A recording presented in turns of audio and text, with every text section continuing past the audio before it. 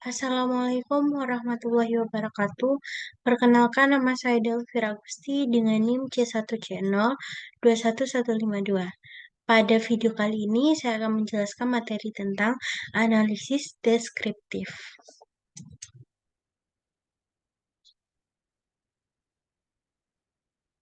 Pengertian analisis deskriptif.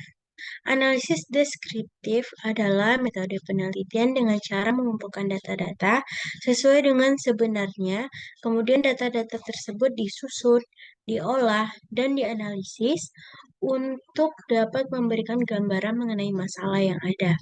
Pada analisis deskriptif, data biasanya ditampilkan dalam bentuk tabel, biasanya atau tabel frekuensi, grafik, diagram batang, diagram garis, diagram lingkaran, ukuran pemusatan data, ukuran penyebaran data, dan sebagainya.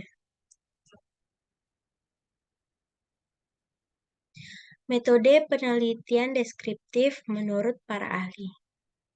Yang pertama, menurut Ari Kunto, pada tahun 2019, halaman 3, penelitian deskriptif adalah penelitian yang dimaksudkan untuk menyelidiki keadaan, kondisi, atau hal lain-lain yang sudah disebutkan, yang hasilnya dipaparkan dalam bentuk laporan penelitian.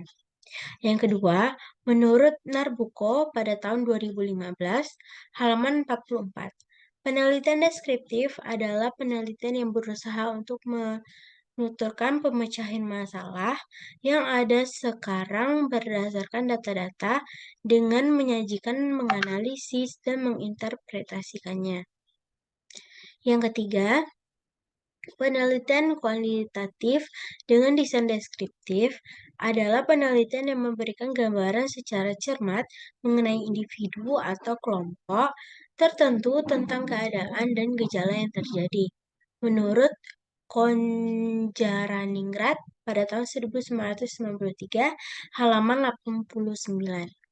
Dan yang keempat, menurut Sukmadinata pada tahun 2017, halaman 72, yaitu penelitian deskriptif adalah suatu bentuk penelitian yang ditujukan untuk mendeskripsikan fenomena-fenomena yang ada, baik fenomena alamiah maupun fenomena buatan manusia yang bisa mencakup aktivitas, karakteristik, perubahan, hubungan, kesamaan, dan perbedaan antara fenomena yang satu dengan fenomena yang lainnya.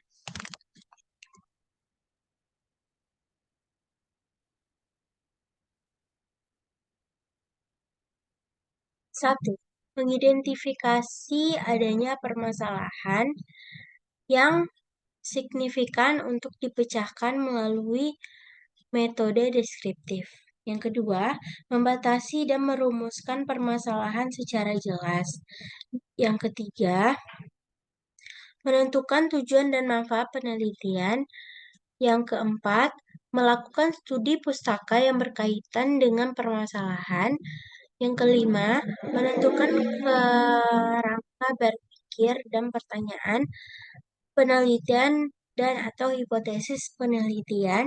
Yang keenam, mendesain metode penelitian yang hendak digunakan termasuk dalam hal lain, menentukan populasi, sampel, teknik sampling, menentukan instrumen pengumpulan data, dan menganalisis data. Yang ketujuh, mengumpulkan, mengorganisasi, dan menganalisis data dengan menggunakan teknik statistika yang relevan. Dan yang terakhir yaitu membuat laporan penelitian. Macam-macam metode penelitian deskriptif. Terdapat 5. Yang pertama, metode penelitian deskriptif kualitatif. Menurut Sugiono, adalah metode penelitian yang berlandaskan filsafat positivisme yang biasa digunakan untuk meneliti kondisi objek yang alamiah, di mana peneliti berperan sebagai instrumen kunci dan melakukan melukiskan suatu keadaan secara objektif atau berdasarkan fakta-fakta yang tampak. Yang kedua, metode penelitian deskriptif kuantitatif. adalah penelitian yang berusaha memperhatikan hasil dari suatu pengumpulan data kuantitatif atau statistik seperti survei dengan apa adanya tanpa dihitung atau dilihat hubungannya dengan perlakuan atau variabel lain. Jadi survei ini yang dilakukan adalah primadonanya. Survei bukan dilakukan untuk membandingkan dengan hasil survei lain agar dapat menarik kesimpulan tertentu. Yang ketiga, metode penelitian deskriptif, analisis, atau analitik adalah metode untuk mendapatkan data yang mendalam, suatu data yang mengandung makna dan secara signifikan dapat mempengaruhi substansi penelitian. Yang keempat, metode penelitian deskriptif verifikatif adalah metode penelitian yang pada dasarnya digunakan untuk menguji teori dengan pengujian atau pembuktian hipotesis. Verifikatif berarti menguji teori dengan pengujian suatu hipotesis, apakah diterima atau ditolak. Yang kelima, metode penelitian deskriptif korelasi.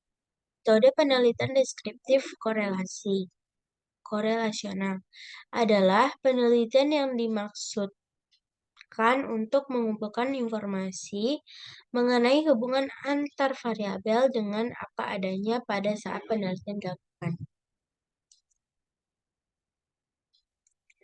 Sekian materi yang dapat saya sampaikan. Saya akhiri dengan wassalamualaikum warahmatullahi wabarakatuh.